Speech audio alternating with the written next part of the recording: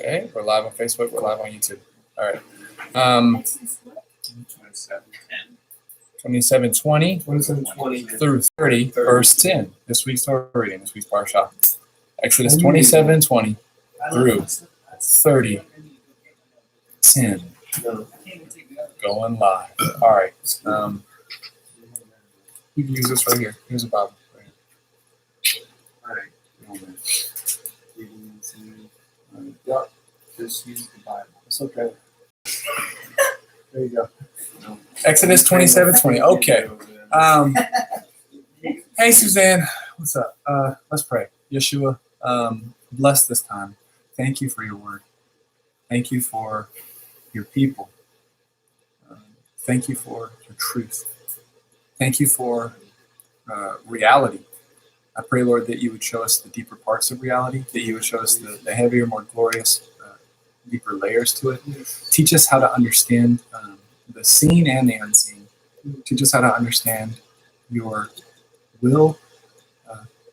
Arrange your church. I just pray, Yeshua, that you would break the spirit of hardness of heart, break the stupor, break the dullness of heart, break the slumber that's happening in many parts of your body.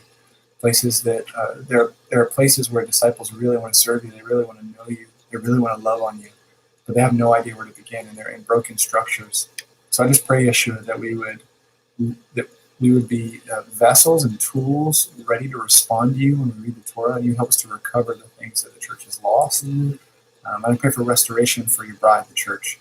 I love you, Messiah, and just like you said, I the Lord, I Adonai, I Yahweh, your maker, and your husband. Isaiah 54. Help us to build up your body. Help us to understand how these oracles, how the Torah is foundation, and help us to put it into practice in our actual lives, in our communities. Help churches. I just pray, Lord, you would cause us to be part of, through the using of our gifts, a movement of churches being planted that more greatly reflect the fullness of your word. I ask in Yeshua's name. Amen. All right. So we're going to jump on. We're starting in Exodus 27:20. Tony, why don't you read is it the two verses that are sectioned? All right. We could actually say the labels in the video, and that might help people. So what's the label for that? Instructions for making oil for the lampstand. Awesome. All right, go for it. Oh, and then he could read those. Yeah. And you will command the Israelites, and they will bring to you pure, beaten olive oil for the light, to cause a lamp to burn continually. In the tent of assembly outside the curtain that is before the testimony, Aaron and his sons will arrange it from evening until morning, before Yahweh as a lasting statute throughout their generations from the Israelites. Mm-hmm. Yep. Yeah, so it's oil for the lamp. So there's forever light. Ner Tamid. And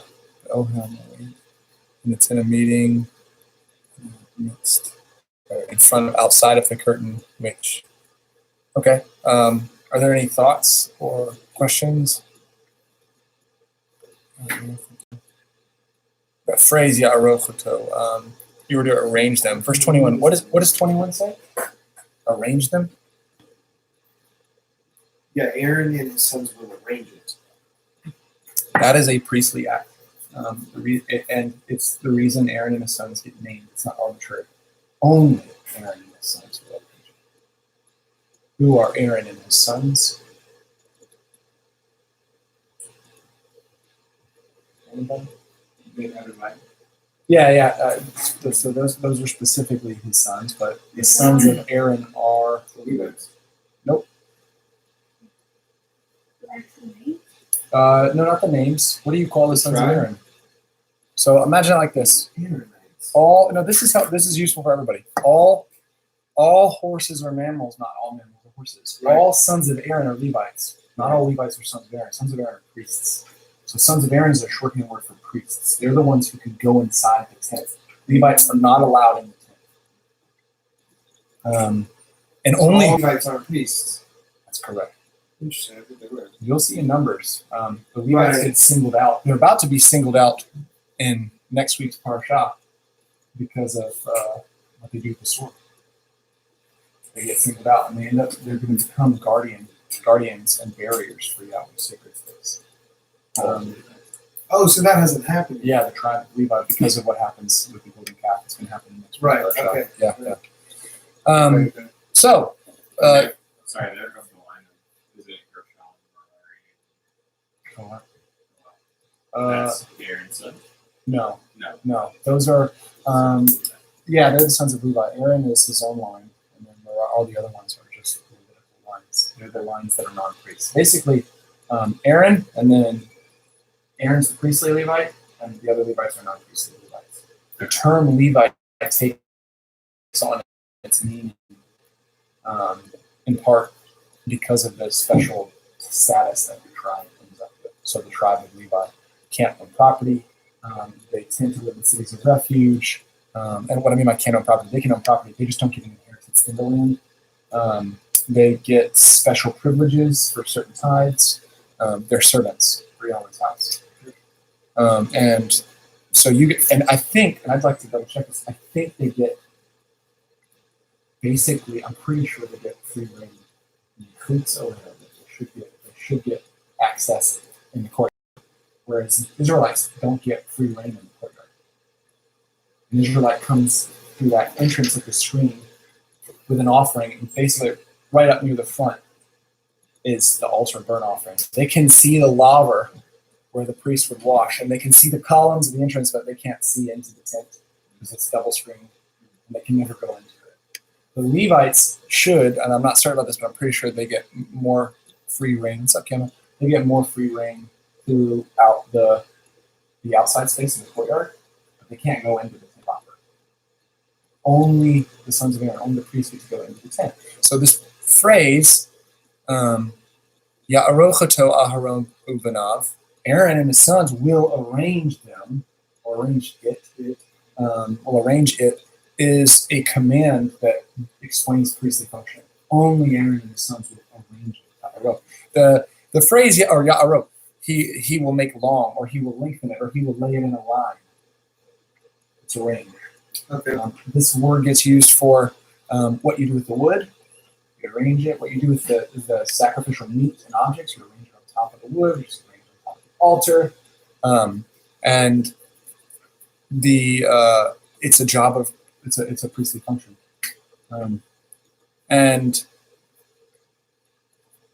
Okay, so are there any other questions about that? Any kind of thoughts? This is important in Parker Foundation because of it kind of it lends well to this idea of what is this word that keeps getting, that in our context we use, which is arrangements within the church, this idea of arranging. It's the function of priests. It is the ecclesia, the assembly, is the priesthood. So through the leadership, through the anointing of the Holy Spirit, we get to arrange and sacred space. Does that make sense? We arrange God's space. Only the priests get to arrange God's space. As a priesthood, we get to arrange each other through the Spirit's leading, and we arrange that space. Now, it becomes a peculiar job. What's up, Elisha? It becomes a peculiar job of apostles, like Romans says, because then the church would take on this kind of macrocosmic emergent property as this entity, the church, and the apostle will stand outside of that entity and arrange it. Paul described his call to the Gentiles as literally in Romans, like a priest who is making sure that the offering of the Gentiles is up to par, arranged rightly. All right, what's up, Christina? So it is in churches. It's the idea that if we are a priesthood, we should be arranging each other. You're going to see the word here for oil for the lamp. We're going to get into the oil. I don't know if we're going to get into it or we got into it last week. Did we get into the oil for anointing? That's this week. That's this week. Yeah. Okay, so we're going to get into the oil for the anointing. The oil for the anointing is for priests and for people who have priestly duties like that, or duties associated with entering into sacred space. So, but the priests are particularly associated with the oil. It gets dumped all over their head, and it would what does it represent? It represents the anointing of the Holy Spirit, and it marks them as capable of entering the space. They actually are going to be told they can't leave the space when the oil is on their head. So remember, we know what happens to these sons. There are 4 sons. Do you know their names, Gideon? 4 sons of Aaron at this point.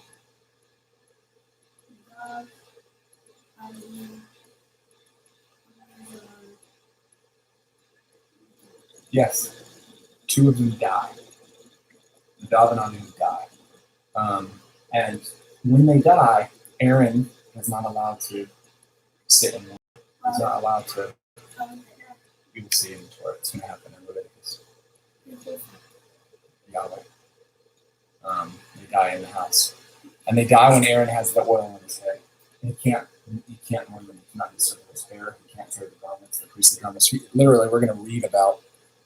You're going to read in a narrative. One of the first places that these items get mentioned in the narrative is a perfect place. The death of Nadab and Abihu. And Aaron's not allowed to run because the oil is on his head. Which, by the way, it also symbolizes joy. Yeah. Yes. They brought in, I think it's like Shavat. I don't know if it's in the word. It's a strange fire. They brought in strange fire. It's an idiom in Hebrew. It's likely that they used to kind of drug, a kind of incense-oriented or smoke-oriented drug. I'd say that because right after they're killed, Yahweh comes up with a statute that says priests can't consume anything that will make them intoxicated. It calls them to stumble when they enter into his presence. And it actually is not an uncommon thing for priests to use something like ayahuasca or some kind of weird pot. The substance? Well, they tried to use it to get high to kind of spiritualize the event, which is that's actually a common practice of a lot of other priests in other nations, but Yahweh said you can't do this. So before we go further down this rabbit hole, my son, let's go back. Okay. Yeah. All right. Questions? For me? Number 28.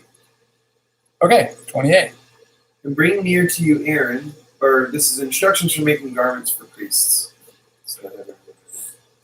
Bring near to you Aaron, your brother. Sorry, real quick. I'm sorry. This is so cool. This is a useful thing. So we got a little bit of the idea of this idea of priestly arrangement. Me'erev, Ad Boker. This also shows you again evening and morning is how they reckon time. From evening to morning, Me'erev, Ad Boker. That's how they would say day to day. We would say from morning till night. They would say from evening till morning, and that's a day for them.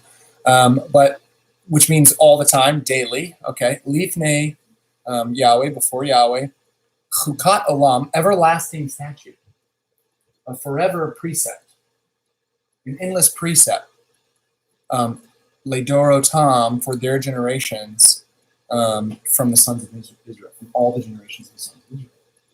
So this is a helpful point for us. When people say things like the game plan, God's game plan, you're just like, you know what? It's not working out with Israel. We'll do a Hail Mary with Jesus, and he gets a touchdown, and we, new covenant.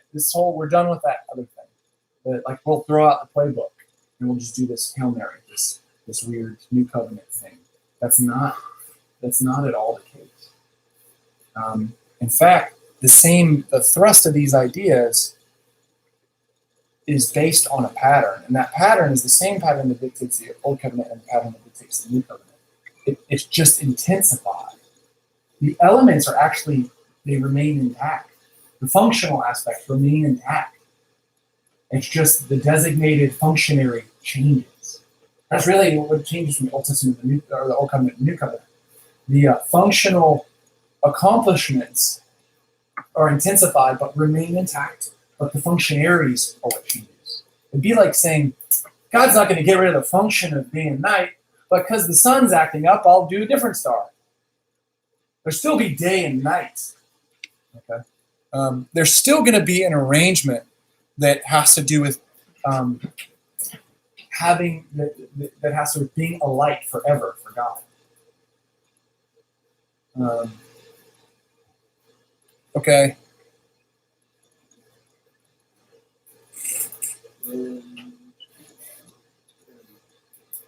Instructions for making garments for priests.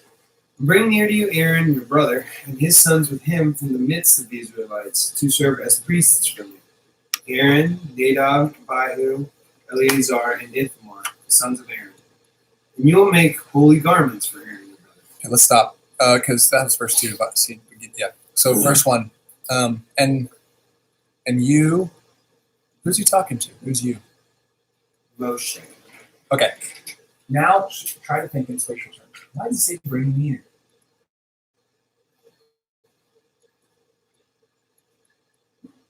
Remember the 10 Commandments? Do you think people want to be close to that thing? The thing talking to them from the mountain. Actually, we have in the Torah reading a couple parshas ago, we are terrified of that thing.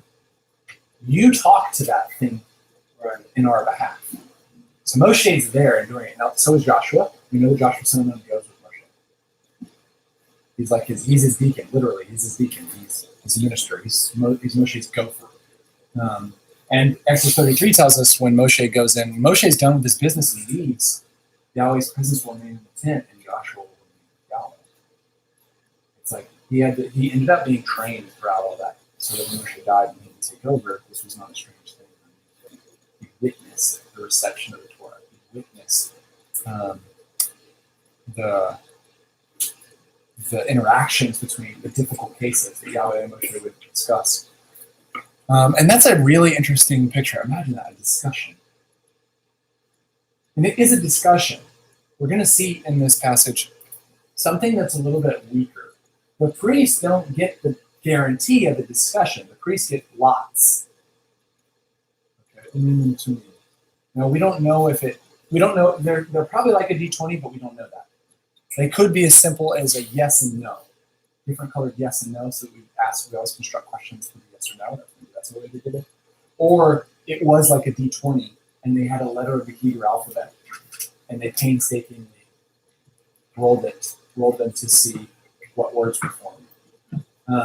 But we don't know how they worked. But we do know this. That's way more primitive than talking to Yahweh face to face as though he's your friend, like Exodus 33 says, which is what Moshe got to do. So Moshe brings these guys near. That function of bringing them near. He brings them close. Other people can't be brought near. They can't be close to Yahweh. So that's a good distinction. Keep in mind that they have to be brought near in order to serve from the midst of Israel in order to serve as priests. Here's this word, and covenantally it's the first time the word occurs. Kahan, a priest. What is a priest?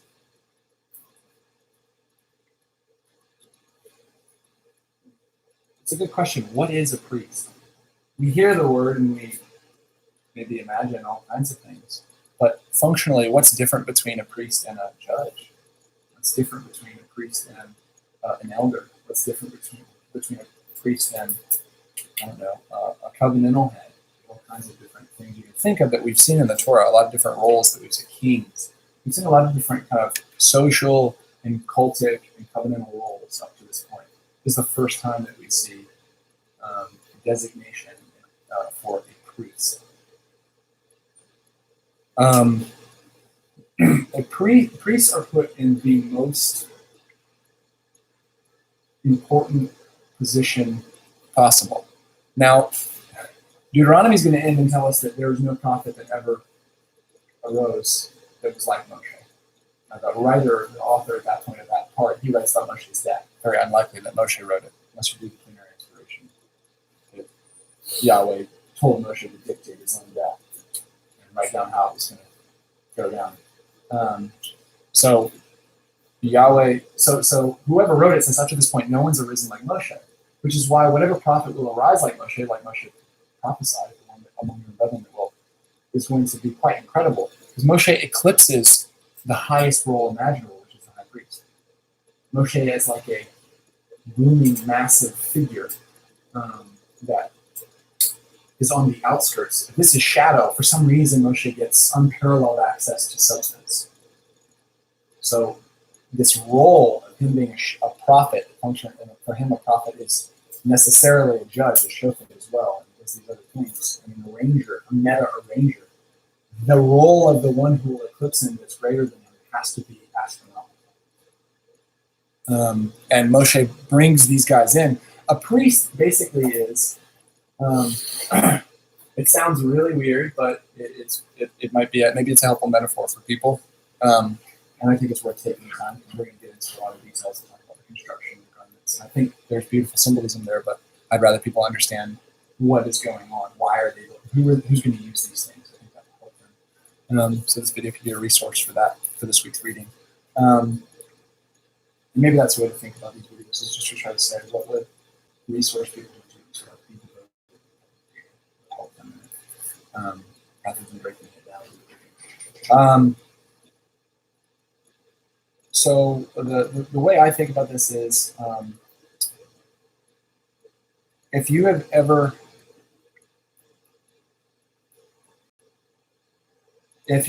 seen, or I don't want to make these parallels that people are going to miss. It's helpful if you see the movie Stargate to understand what I'm saying.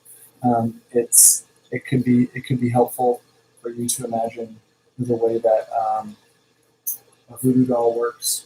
I'll say it this way. This is all these things are built according to a pattern, a model, and a replica.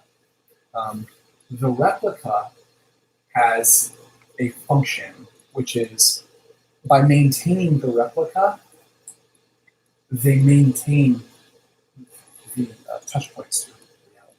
Say that again. By maintaining the replica, they're upholding and maintaining the larger emergent properties. So imagine this. I'll use the voodoo doll example. People will make a simulacra of a person. They'll make a facsimile, a similar thing. It looks like the person. It's like a mini them, mini person, little pattern. Okay, and if they hold that pattern, that they're in control of dictating the motions of that thing, that larger reality. So they can bend the person's arm backwards, or they can tickle them, or they can spit on them, or whatever. Okay, very weird idea, but the idea that holds is what they do to that doll will have an effect on that larger reality. All of this stuff impacts heaven and earth. Eden was seen as a control room for the joining of reality at its deepest levels, heaven and earth. So these rituals that they're performing are not just. This is so big, guys, because the majority of the Kohen's work, is to maintain the order of reality, not to do things like, oh no, we've got to deal with sin and we've been morally bad, and like all that aside, the bigger job of the priest is to maintain this order with Yahweh here in front. Okay, which also, by the way, it brings up an interesting question. If this is a replica, and Yahweh is said to sit on that seat, what is sitting on the seat in Shemay Shemayim, heavens? This is going to be a problem. This problem's already shown itself in the Torah multiple times. Why is Yahweh often divided into two? And, there's a Yahweh that interacts with the locally on the earth, and there's a Yahweh in heaven who's enthroned. Okay? You can see that distinction in Genesis when they hop back and forth between the term God, who's in the heavens, Elohim, and Yahweh, the one who's down on earth interacting with people locally. It shows up in the garden where God locally is there, Yahweh God is locally there. That's the shift of Yahweh God. It shows up, and that's in 3:8. And he's locally there. He makes them garments, and he's in their face and in their presence before when he receives the offerings. And we could go down the line. The thing that lives in the temple is said to be the kavod, the glory, the heaviness of God. It's his presence. It's who God is. So they are maintaining the created order. And the high priest is doing so on an extravagant degree, and he does this one day out of the year. So the job of the priest is to maintain the order of reality. And not only that, they are they're upholding and you know what it is? Imagine this. Have you ever seen these? Have you ever seen these new attempts at trying to turn saltwater, desalinization machines, saltwater into fresh water with exercise bikes? Yeah, it's a concept that people are trying to toy with because you could get poor people globally to stay healthy and desalinate their own water. They just bike for 30 minutes and they get 3 or 4 days worth of water or something. But imagine that if they stop biking, the process stops. Imagine another thing. You ever seen this trope or in movies where there's like a monkey on a bicycle or a hamster on a wheel, and when it stops, the movie stops. You got to go and yell at the hamster. It's got to run again to get the movie going again. That's what these guys are doing. That's what priests are doing. They're simulating these movements and motions. They are maintaining the order of reality, and they're maintaining Israel's unique access to that order of reality. So exile is the worst possible thing that can happen. That's the absolute worst thing. If Yahweh left that temple and that tabernacle, it's abandoned. This is a horror. It's a tragedy. And because the covenant is weighted in such a way that the majority of it's lopsided, the majority of the covenant's weight falls on individuals, and then it tapers its way down to the masses. It's not egalitarian, which ends up being a beautiful thing in the new covenant, because the guy at the top is perfect. That's what Hebrews describes. So it's actually a beautiful thing for the person who is at the top is the most faithful high priest. And already within one generation, you're going to see 2 of these sons who are equipped. So I maybe are there any questions about that? Because I could expand on it. My brain's a little foggy right now.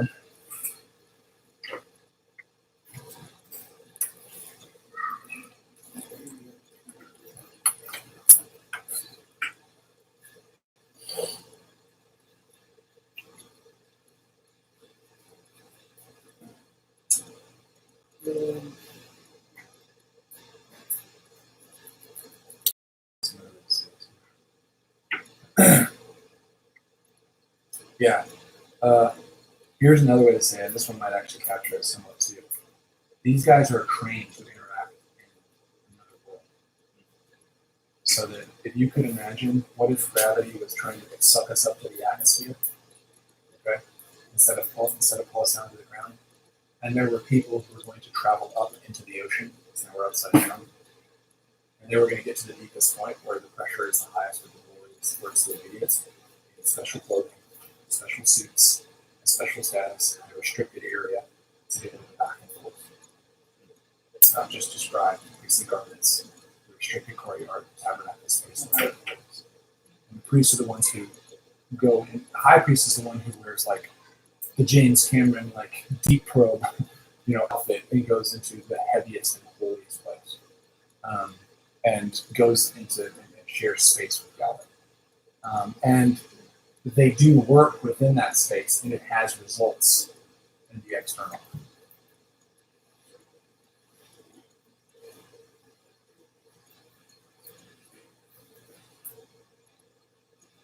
That has results in the external that is earthly. Yeah.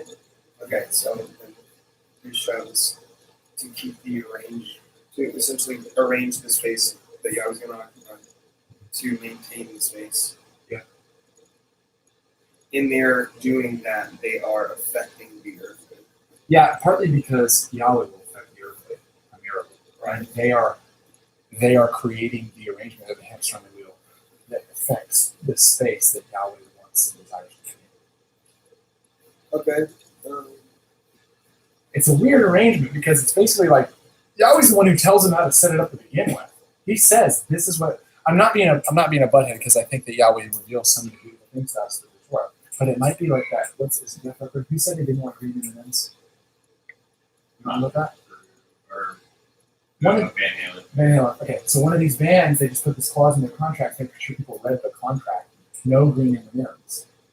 And they come into a place backstage and there's green M&Ms, they throw it out. Okay?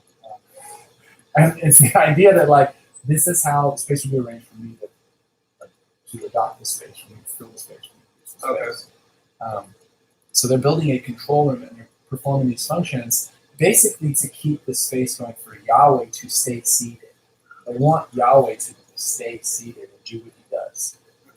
Okay. Because everything they need to issue from that throne. Okay. The blessings, all the blessings in Deuteronomy are going to issue from that throne. That makes so much sense. I mean, that idea hasn't really changed even into the new covenant. Expand. So, like, I guess it's simply a question of your works versus the work of the Israel. So, like, if you're a priest in the new covenant, you've all been baptized in the priests. Yeah. You're saved by grace through his faith. Not really like, oh, I'm now a faithful person because I met Jesus. It's my faith that's in me. Yeah. So the job is to keep working, participating, walking with the Spirit, and for the Spirit to stay in your conscience. Yeah, well, it kind of, it's a little better than that. So this is Hebrews. It's a lot better. And one of the reasons it's better is because what I said before gets dramatically amplified. The last place to be handed over. We think of abandonment as a series of Yahweh. Okay? Remember, Yahweh hands over humanity, but in a kind of a scaled way. Then he hands over Cain. It's this in a scaled way. Then he hands over the progeny with the flood. Then he hands over all the nations except one. Okay, this is, in other words, like when he does exile for the people, exile is like a boa constrictor, or a python swallowing them whole. It's slow. He hands over northern tribes, and then he starts to hand over their military prowess, and then he starts to hand up. And the last thing that he does is abandon space. The safest spot in the covenant is the temple itself and the Holy Holies especially. So I told you the function remains, but the functionary shift. Rather than that ark being the functionary, humans become functionary. So we're not just taking over the role of the priest. If that were it, we'd just be Superman priests. It's not exactly what we are. The functions get melded and molded, but we actually become, primarily, we become sacred space itself. We become clean space, which is the safest place to be possible. So, yeah.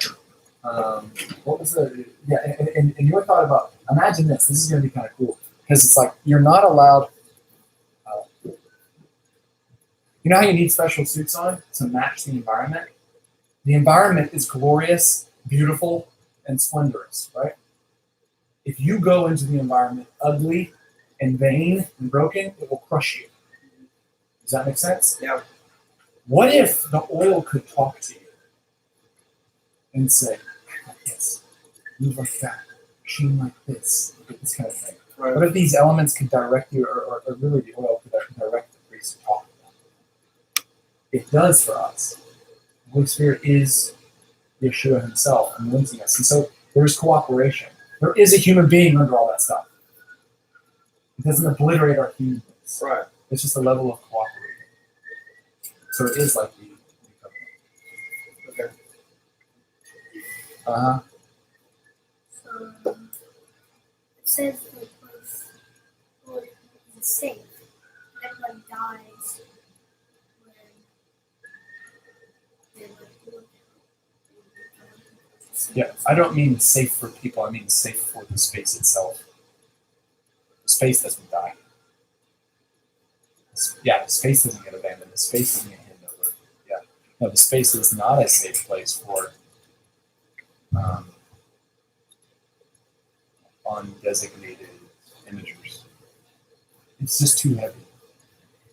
Another way to think about this space, too, is, and it's a weird thing, another way to think about what it means to be in the presence of, hey, what's up?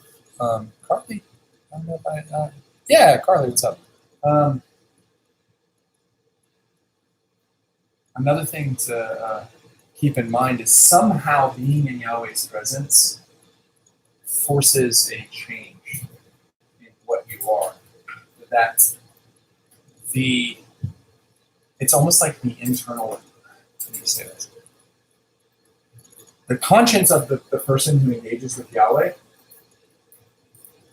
if they're not yielded to his life,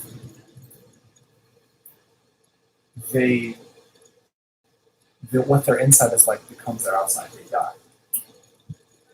Okay. Yahweh's like this conscience mirror. He's manifests what's on the inside, on the outside. Which is why Moshe, what does it say about Moshe compared to every other man, other human on the earth? He's the most humble man in the land. When he interacts with Yahweh's presence, not only does he not die, he starts to change into the image and likeness of Yahweh. He begins to reflect him by being in his presence. It's like this process of transformation. It's not permanent. But other people who are exposed to him die. They're struck with death. It's almost like his presence itself judges people's conscience, whether there is life there or not. Strange thing. Okay, questions or thoughts? When you're talking about the gradual handing over, that usually says to the generation there, so for the offspring covers, upon you will come all the righteous blood fed on the earth from the blood of righteous Abel up to the blood of Zechariah son of Berechiah. You murdered between the temple and the altar. Yeah. It's like it gets close, it just keeps getting closer and closer. Yeah. That's right. Absolutely. And those guys, and these guys are depicted. Well, it's also funny because both of these guys are depicted in a priestly sense, and in the sense of, I think Zechariah is a priest prophet. I think that Zechariah is a different Zechariah from the Zechariah, but that Zechariah is a priest prophet. Abel is described as, in priestly terms, he offers a pleasing offering according to Yahweh's pleasure, which is a priest will not sacrifice and have it conduct an offering. And they both end up getting their own blood by standing according to the way God told them to stand. Okay.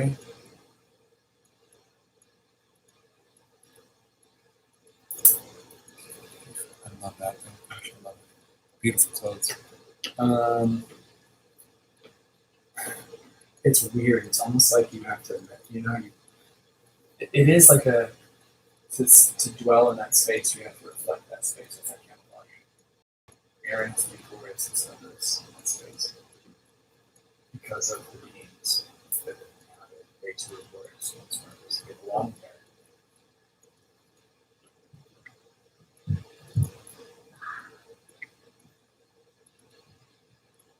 Yeah, there's so much that we could go through. Because this is for glory and for splendor. Yeah, and the word there for splendor, it's so lichavod is for glory, but litifarteich, or no, sorry, litifaret, litifaret, for beauty and glory. This is the big stand on his face. Beauty.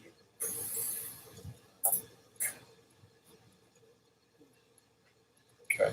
And you will speak to all the skilled of heart, whom I have given a gift of skill. And they will make the garments of Aaron to consecrate him for his serving as my priest. And these are the garments that they will make. Yeah. A breastpiece and an ephod, and a robe, and a tunic of specially woven fabric, a turban and a sash. Mm-hmm. And they will make holy garments for Aaron your brother and for his sons to serve as priests for me. Mm-hmm. And they will take the gold and the blue and Okay. the Sorry, before because this is going to go into the manufacturing instructions for it. This is helpful as a kind of segue.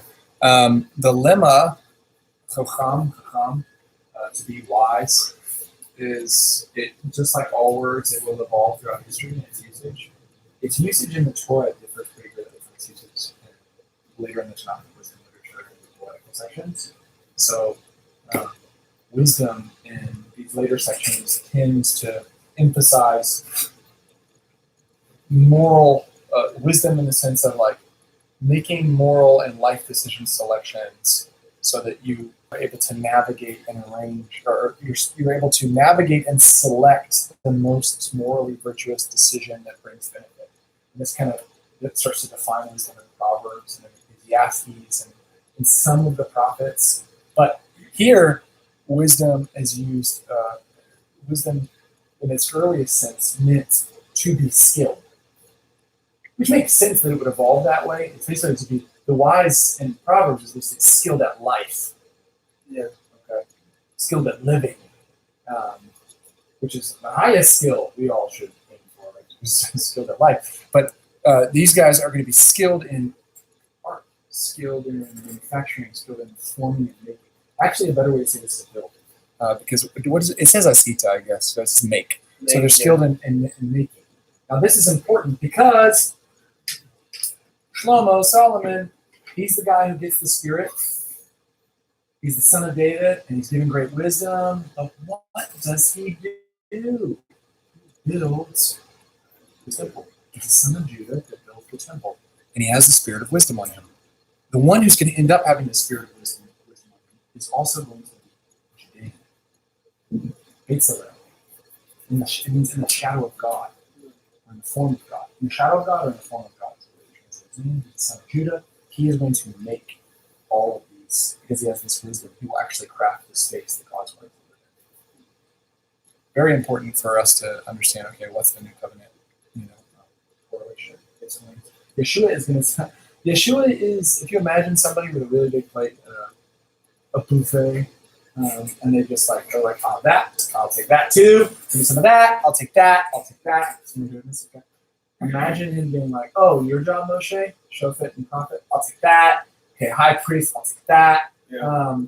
Manufacturer of like, the wise one who constructs sacred space, I'll take that. You Betzalel, I'll take, and you just, basically that's what it means that Messiah fulfills these things. He subsumes and takes on all of these functions. Okay? When we say Yeshua fulfilled the Torah, we don't just mean that he kept kosher. He did keep kosher. But we don't just mean he kept kosher, he fulfilled the Torah. He didn't murder. We mean he embodied the ark that had the glory resting on it and manifested the Yahweh behind a curtain. So yeah. All right, we've gone pretty far. What do we I got a question. Yeah, hit me with a question. What's ephod? Which verse are you in? I know like David checked the ephod. Yeah. Staff or stick or scepter. No. It's a garment. It's a garment, and it's linen. So it would be in ancient linen. It would be very thin, possibly because it's white. I don't know if these are white or blue. But if you wear sometimes they could be white. Because they're linen and they can kind of be slippery. So when he dances in an ephod, it's a linen garment, which is a priestly garment. It's a garment that's associated with priests. He's functioning in a priestly sense. It's possible Michal, his wife, the daughter of Saul, is this because he's a little loopy. Because they don't wear underwear. He's in the linen ephod, and it doesn't say he has a breast piece on and other garments. Right. The priests can't do that. Ancient people didn't wear pants, which is where we get the phrase "your loins." Okay, but priests had to wear these weird things. And you can see they're like nobody else wears them, but you guys, and it's for a very specific function. I have nothing to do with fashion. It's you have to walk and ascend on my altar. I don't want to see your genitals when you do that. You don't show your genitals to God. So you guard your genitals. So they'll have to wear pants, but it's possible that they do not. You just dance as hard out with all his might and the linen effort, which in some way makes Michal's response a little more believable and sane, right? Because a lot of times you might think, maybe they're just passing about it, just a daughter of Saul. But if because she does associate with the servant girl singing, she despises him for that. Right. Maybe the servant girls weren't singing because of how holy they were. So.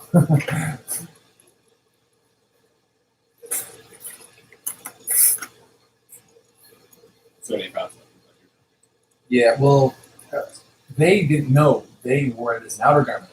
So the Miknasim would only cover up to their pants and the other it's like breeches. It would be it's a garment that looks like It is. It's used in a lot of other religious purposes too. It's a flowy garment that is on the arms. So maybe comes ends at the above the kneecaps or past the knees. How does he check the What verse? David? That's way later. Oh, how does he check it? Yeah. Consult. Consult. Yeah, I have to see the verse to see the verb that's they're translating as consult. Yeah. They would use objects, sacred objects. They would use the lots. Yeah. They did it with Nehushtan, the serpent Right. thing that he made. They would consult that, and what they mean by that is essentially use it for divination, use it to try to use sorcery to manipulate the unseen.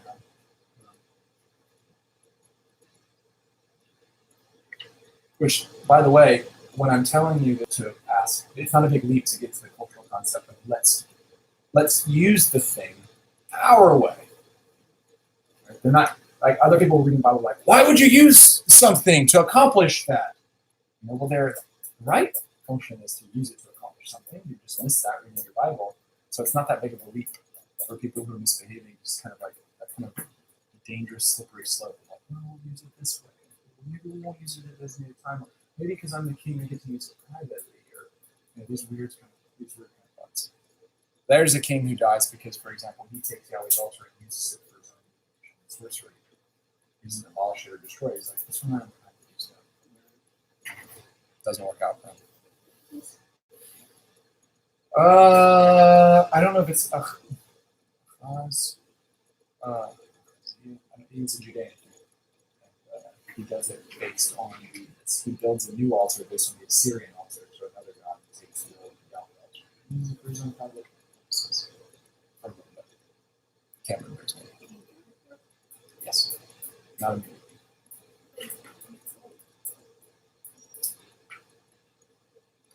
Different discussion. It's old, but it still retains its property. It's not like it doesn't expire. It doesn't go bad. Okay? It's still holy. That's actually a good point.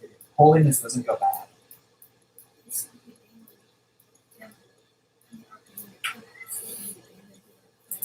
No, this was a different altar. This was the bronze altar at the front.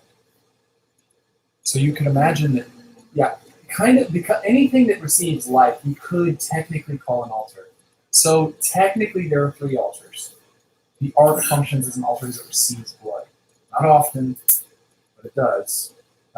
So you could say the ark is a kind of altar. The altar of incense is an altar, which is further out. And then the furthest one out near the opening is that the bronze altar is each other.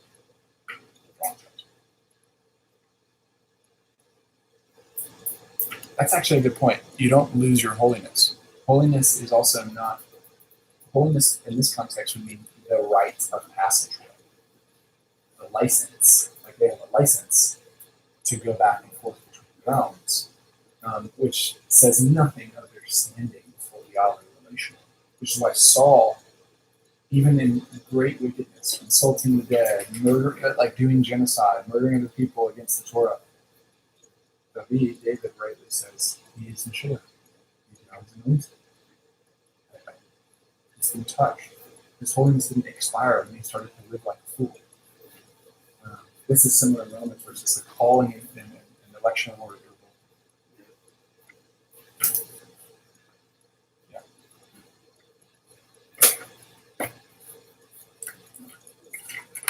Okay. Any other thoughts before we peace out?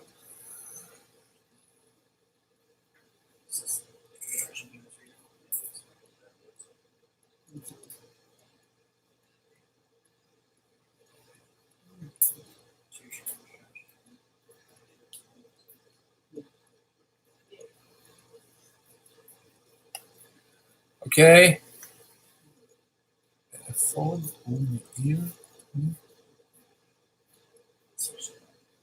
Oh, no, I'm sorry. Yeah, it actually goes on top. I screwed up. It actually goes on top. It is linen, but the ma'il is it's like a robe or something. So they would wear something under. Okay. David is not said to have worn anything under.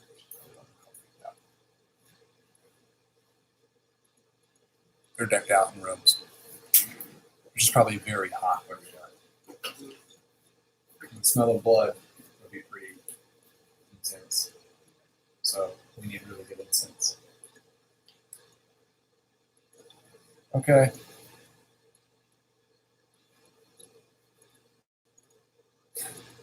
So we should just scream.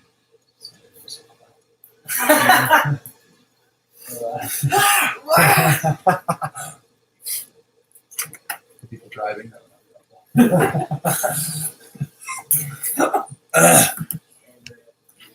Actually, that'd be really cool. No, don't go there. Don't go there. Whatever you do. Turn around. All right. Well, if nobody has anything, let's pray.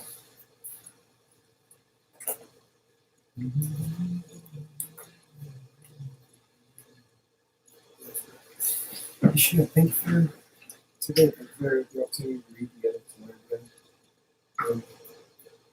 I'm so curious about that, just the access that this kid doesn't want to share these things in someone, so it does seem like he, at this time, he eclipses all others. It's like an arrangement of that and tissue that's fixed in his eye. So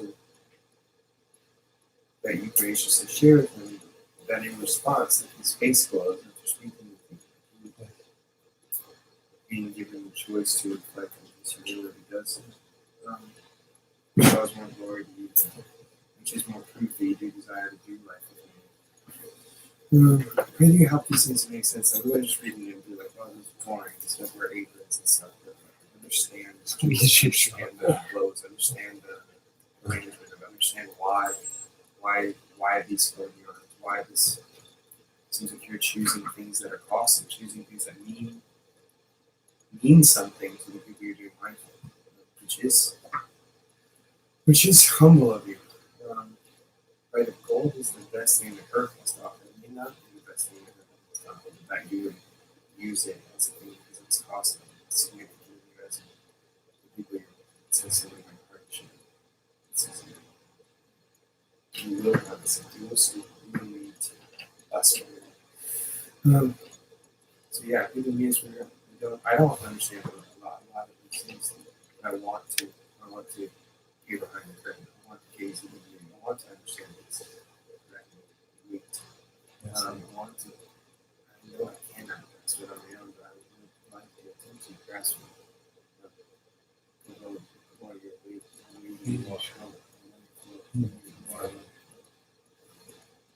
getting greater insight into even something like great constructing, maybe your lessons that up into the information here. No, I'm living stones. And the degree to which you call on skilled craftsmen, to which you call on be attentive to detail. Yes. You have these incredible works carved into the walls. All these details. It's really it's the fix our eyes on the understand it now. And to look on it. To look on it. Intrigued. Intrigued by it. Won over to you. To speed to where you are. Because you've been with ourselves for a long time. It's what it's trying to keep up, trying to join that beautiful. So able to follow up, to understand the what's and the whys and the hows. Not because I want to be a resolution. I want to know you. I want to know real life. I want to know what you're trying to do. I want to know why you choose to do it. I give you thanks. I give you thanks that you have been in this beautiful place where you are. It's so beautiful. It's beautiful. It's sky. It's real beautiful. So to bring that here. Yes, God, thank you. Powerful. Thank you for encouraging us for our participation with you here at City. You would believe you would be one over to your family would continue to grow. Your message would encourage you would follow that there's would follow in the years. So all this kind of fun works of you which help us to be some of us new workers.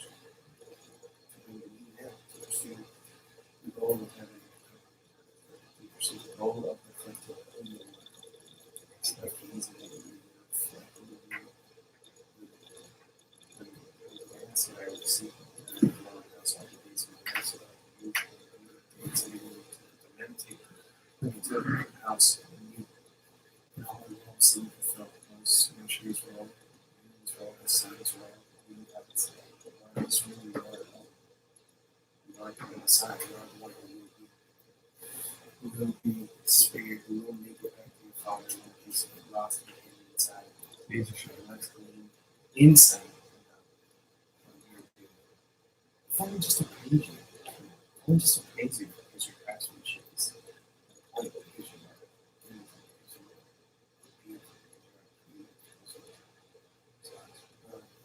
So offer that light. Lay eyes on you. Person's great please, please. Let's not favor words and graciousness and teach us and instruct us. Instruct us in these ways. Instruct us in these things. These altars, this. You set things aside to be just yours. To want just loving you like that. I pray that you would cause us to use those two vessels into our lives as even sacrifices. Please, you show us. Any way you say we can say, well, we bring our hearts for you. Please, we bring our hearts for you. We will be wandering and hiding and not claiming sure. We will be peacefully moving with you. Instead of just really sure. As your family, as the family of peace that you would call the action. All for you to get through. All for you to the saints of God's all.